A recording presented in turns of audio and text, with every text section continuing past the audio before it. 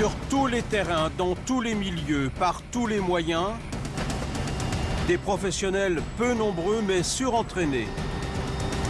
Des opérations éclairs, mais préparées très minutieusement pour changer le cours d'un conflit ou dénouer une crise.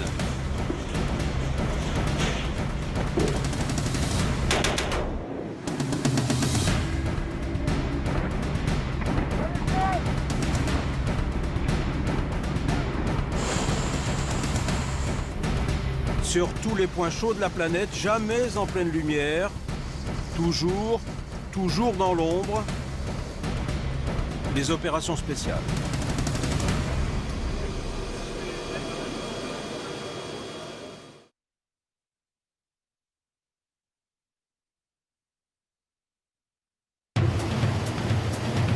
Le royaume de l'ombre, la règle de l'anonymat, visage masqué, aucun signe personnel, la loi protège strictement l'identité de chacun des membres des forces spéciales.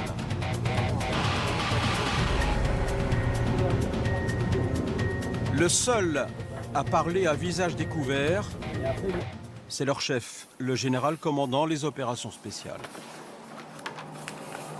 Pourquoi autant de discrétion, pourquoi autant de mystère autour d'elle ? Alors, la discrétion est liée essentiellement pour la protection de ces forces. Je sais que l'époque à laquelle nous vivons est soucieuse de transparence, nous également, mais nous cherchons à préserver nos modes d'action pour ne pas faciliter le travail de l'adversaire, pour éviter que cet adversaire sache ce que nous sommes capables de faire, quels sont exactement les moyens dont nous disposons et quels sont exactement les hommes qui les constituent, de façon à préserver l'anonymat de ces soldats, la protection de nos méthodes et de nos moyens. Problème, la France a toute la gamme des moyens, mais en petite quantité. Alors, nous avons pratiquement tous les outils nécessaires pour une chaîne du renseignement absolument complète. Ces outils sont généralement présents à l'état d'échantillon, plutôt que de capacités substantielles. Des moyens limités, des hommes peu nombreux, 3-4 000 au grand maximum, mais des savoir-faire très précis, des procédures très strictes pour limiter les risques.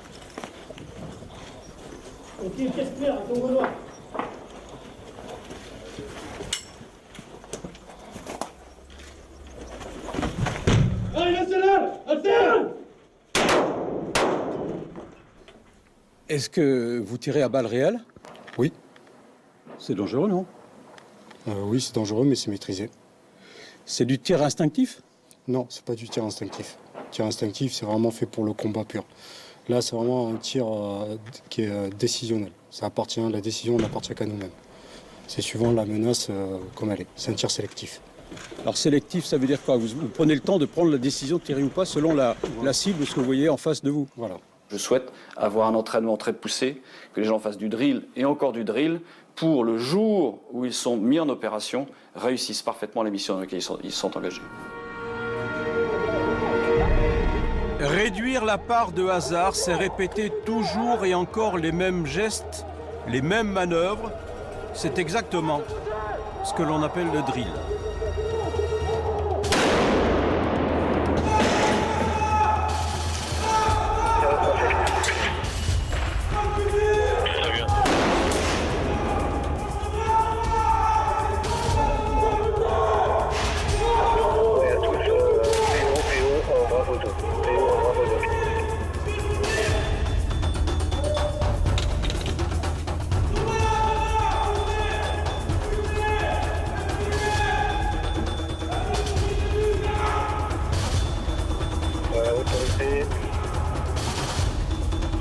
Autorité, requin.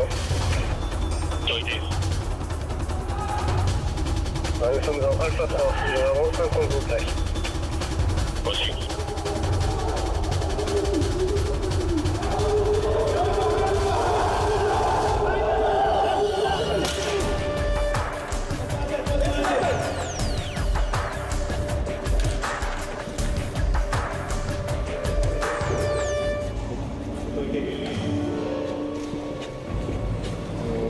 s'entraîne toute l'année, on tire une centaine de cartouches par jour. On fait des drills d'investigation à raison de 2 ou 3 heures par jour pour essayer d'agir par acte réflexe et après combler les petites lacunes par rapport à la situation du moment. Le geste parfait n'existe pas. Chaque situation sera différente. Le fait de rentrer dans une pièce, de faire un pas de trop, va complètement conduire à une action différente. Donc on peut effectivement agir par réflexe, essayer de trouver le geste qui nous apparaît parfait, mais c'est vraiment dicté par la situation. L'état-major des opérations spéciales en région parisienne, un endroit très discret, toujours fermé aux médias, sauf pour notre tournage, c'est une première.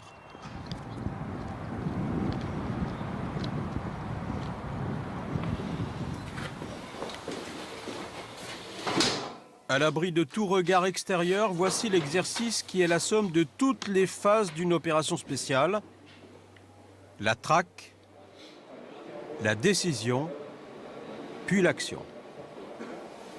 Nom de code, Uranie, localisation n'importe où dans le monde, par commodité dans le sud-ouest de la France. L'objectif, une cache dans un milieu hostile. La cible que nous recherchons est un membre présumé d'une organisation mafieuse suspectée de trafic d'armes internationales. Elle fait l'objet d'un mandat d'arrêt du TPI. Le pseudo de la cible, Zach. La cible semble localisée à l'intérieur de l'objectif, dans un appartement. Cette cible est en possession de matériel informatique et de documents de la plus haute importance pour l'enquête en cours au niveau du TPI. Priorité absolue, le recueil du renseignement et évaluation de l'ambiance générale, nature de l'environnement.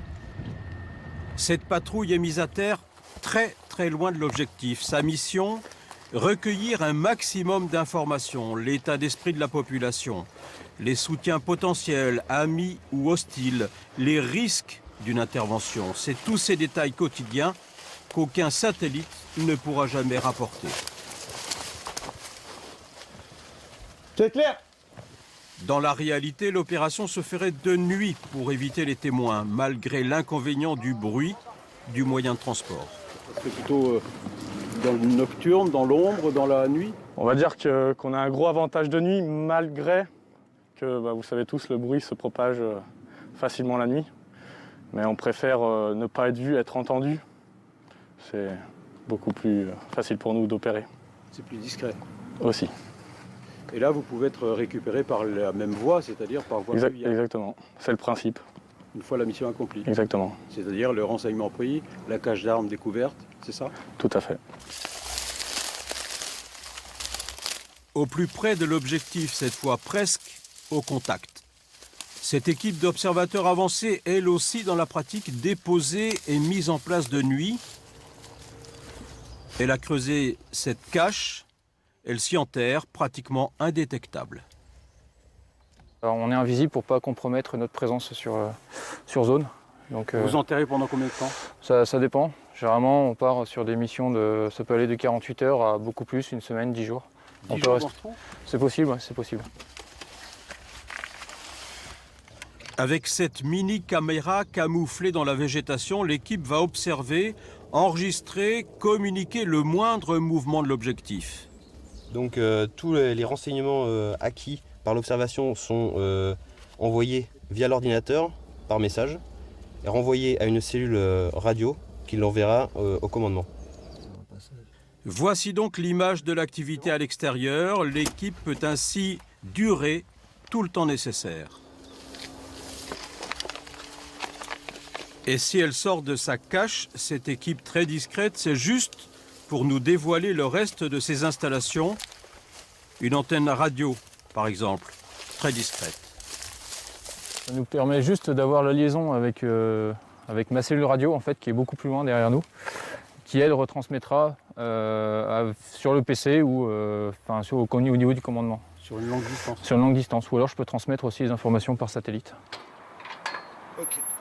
Retour au centre opération. Les renseignements transmis ont été analysés sur 3 scénarios envisagés. Un seul est retenu. Après une infiltration en véhicule banalisé, investigation du bâtiment, capture de la cible, puis exfiltration du détachement avec ces mêmes véhicules. Alors c'est vous qui allez prendre la décision. Oui, c'est moi qui dois prendre cette décision. Sur quels critères? Les critères de discrétion ou de rapidité. Ce qui veut dire que vous êtes obligé d'arbitrer entre différents inconvénients? Exactement, il faut que je privilégie l'une ou l'autre option. Et dans le contexte actuel, je privilégierais plutôt l'option rapidité. Vous pouvez me l'expliquer? Non. La veille de l'intervention, le PC avancé, dernier briefing avant l'action. Nous avons reçu pour mission de capturer Zach et de récupérer toutes les preuves le reliant à des menaces chimiques. Je reviens vite fait sur Zach. Zach, c'est notre HVT de demain soir. Zach, c'est un chimiste. C'est celui qui, a priori, d'après nos renseignements, est en train de fournir au mouvement insurrectionnel de l'armement chimique. Donc l'état final recherché par le groupement de forces spéciales actuellement est de neutraliser la capacité de nuisance du mouvement insurrectionnel. Avec cette menace chimique qui croît, le GFS veut taper sur le centre de gravité de l'ennemi, c'est-à-dire cet homme-là, pour couper la menace chimique du mouvement insurrectionnel et le décrédibiliser. Si c'est possible, comme ici, les différentes sources d'observation sont modélisées, les lieux d'intervention simulés en 3 dimensions.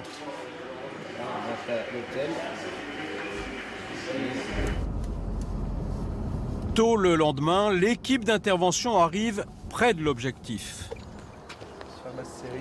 Les hommes prennent le temps de s'équiper, rien n'est laissé au hasard car tout va être enregistré, disséqué et donc critiqué. Ce lieu, cet objectif, c'est en fait le complexe de tir adapté de l'armée française. Sans équivalent en Europe, il permet de simuler toutes les situations d'une opération spéciale. Il est unique pour plusieurs raisons. La première, c'est sa conception. C'est un centre qui permet des tirs à balles réelles en utilisant toutes les munitions réelles des forces spéciales, ou quasiment toutes les munitions réelles, avec des tirs à 360 degrés. Et ça permet donc de recréer tous les scénarios envisageables du combat du contre-terrorisme urbain, notamment. Pierrick ici à Rouen, base de départ. Sous l'œil critique des contrôleurs d'exercice et de leurs 160 caméras, début de l'intervention en minicar, comme prévu. Pierrick ici à Rouen, présence de 4 personnels civils sur Concorde. Les lieux reconstituent le cadre de vie du criminel. Place, voiture, personnes hostiles, maison et le repère de Zach.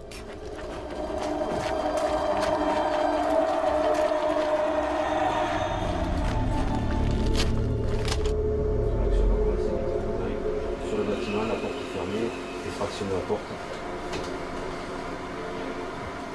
Sur l'écran de droite là-bas.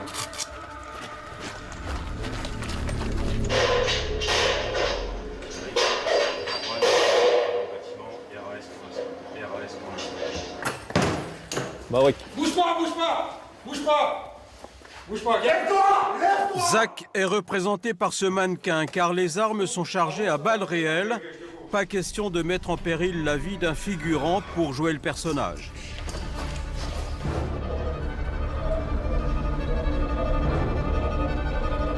Le criminel est arrêté, mais il faut trouver les preuves de ses crimes. Ok.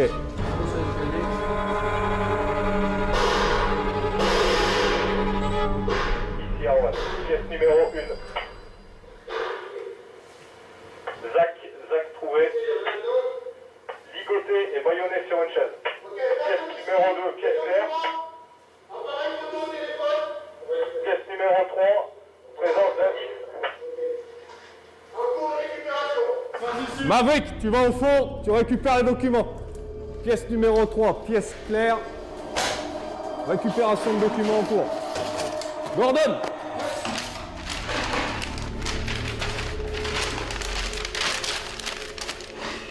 Tu vas sur Zach. Parce que, par exemple, si vous travaillez sous mandat d'un tribunal pénal international, on vous demande de ramener non seulement le criminel, mais les preuves de ses crimes.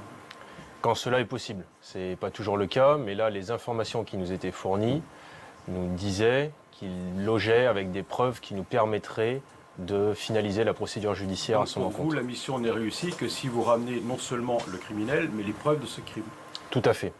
Tout à fait. La personne seule, sans les preuves avec, ne nous amènera pas grand-chose puisqu'elle sera relâchée rapidement.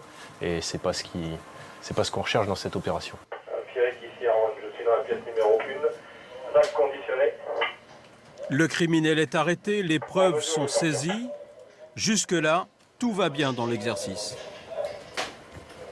Gordon, avec moi, on récupère Zach.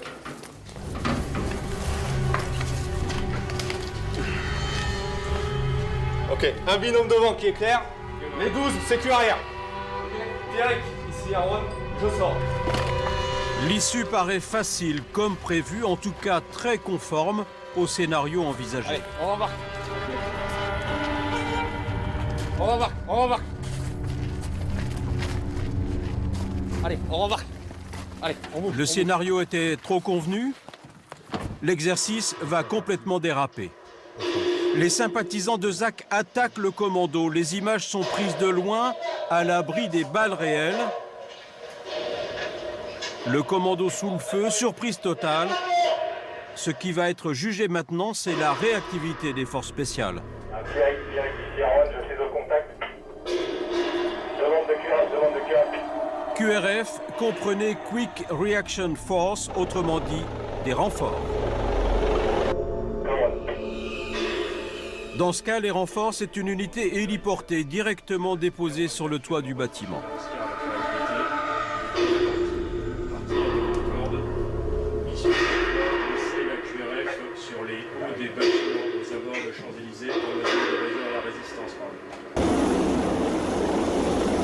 Les renforts héliportés doivent éliminer les partisans de Zach et surtout permettre aux commandos, aux prisonniers et aux preuves de quitter les lieux en toute sécurité.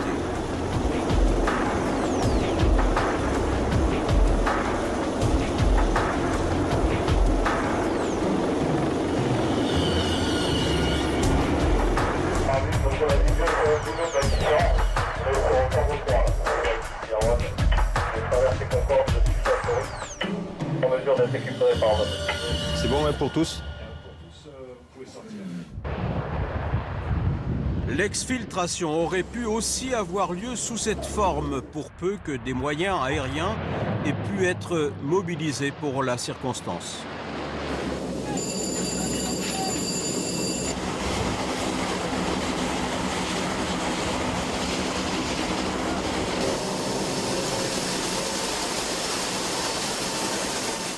Donc là, nous venons d'effectuer un posé d'assaut.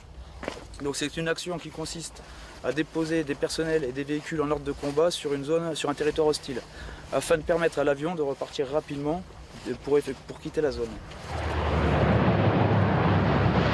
Les moyens aériens, leur nombre, leur disponibilité, leur prépositionnement, c'est l'éternel problème des capacités des opérations spéciales.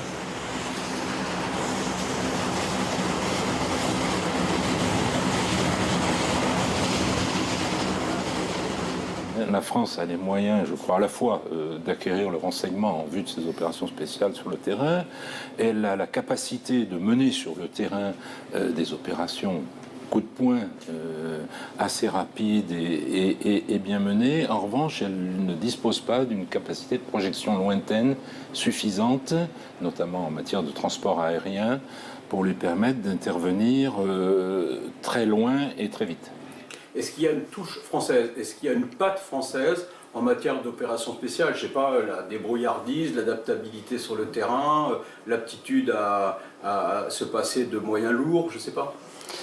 Je ne sais pas si c'est une patte française ou si c'est une patte liée aux forces spéciales en général, où effectivement on va retrouver chez toutes les forces spéciales, en particulier occidentales, une certaine souplesse, une grande capacité d'adaptation, une grande légèreté, de grands savoir-faire en ayant peu de moyens. Filmer ce savoir-faire à l'entraînement, c'est exceptionnel. Mais évaluer ce savoir-faire en opération réelle, ça, c'est mission impossible. Ces opérations sont couvertes par le secret le plus absolu. Les autorités ne communiquent ni sur les succès, ni sur les échecs, même quand les bilans prêtent à polémique ou à des suites judiciaires. Comment mesurer l'efficacité des forces spéciales? Pascal Lepautrema est chercheur universitaire et spécialiste des opérations spéciales. C'est vrai que le rapport coût-efficacité est quand même optimum. C'est-à-dire qu'obligatoirement, on sait de quoi sont capables ces hommes.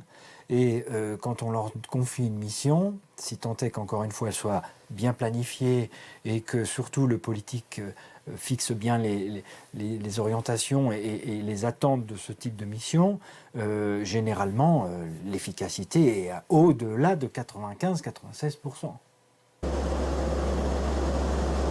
Un raid coup de poing tombé du ciel plutôt que de longs engagements au sol.